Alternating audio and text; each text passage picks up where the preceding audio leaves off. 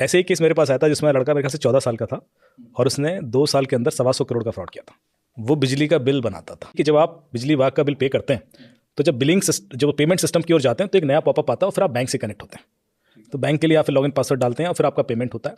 जब बैंक में payment reflect कर जाता है तो वहाँ से एक एक्नॉलेजमेंट आता है और उस एक्नॉलेजमेंट को ये वापस मेन वेबसाइट में जाता है और वहाँ पर कंफर्म कर दिया जाता है कि इसका पेमेंट हो गया है तो इसका रिसीट दे दिया जाए। उसने क्या किया कि इन दोनों के बीच में वो एक्नॉलेजमेंट जो आता था बैंक से वो पकड़ना सीख लिया।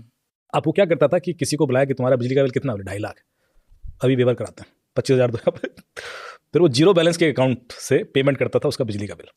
बिजली का बिल जाएगा, 2.5 लाख का पेमेंट करेगा, पर अकाउंट में तो पैसा है ही नहीं। तो जो बैंक में पैसा जब रिफ्लेक्ट नहीं करेगा तो वहाँ से फेल्ड एक्नॉलेजमेंट आएगा कि पेमेंट फेल हो गया। वो जो एक्नॉलेजमेंट फेल आता था वो 0 होता था, उसको वो 1 बनाता था। फिर एक्नॉलेजमेंट ही तो बदलना है और वो 1 वाला एक्नॉलेजमेंट मेन वेबसाइट को पुश कर देता था जो इलेक्ट्रिसिटी डिपार्टमेंट की वेबसाइट, और वहाँ पर वो पेमेंट रिफ्लेक्ट आ जाता था कि पेमेंट तो हो गया, और रिसीट आ जाती थी, देखो आपका पेमेंट दिखा रहा है।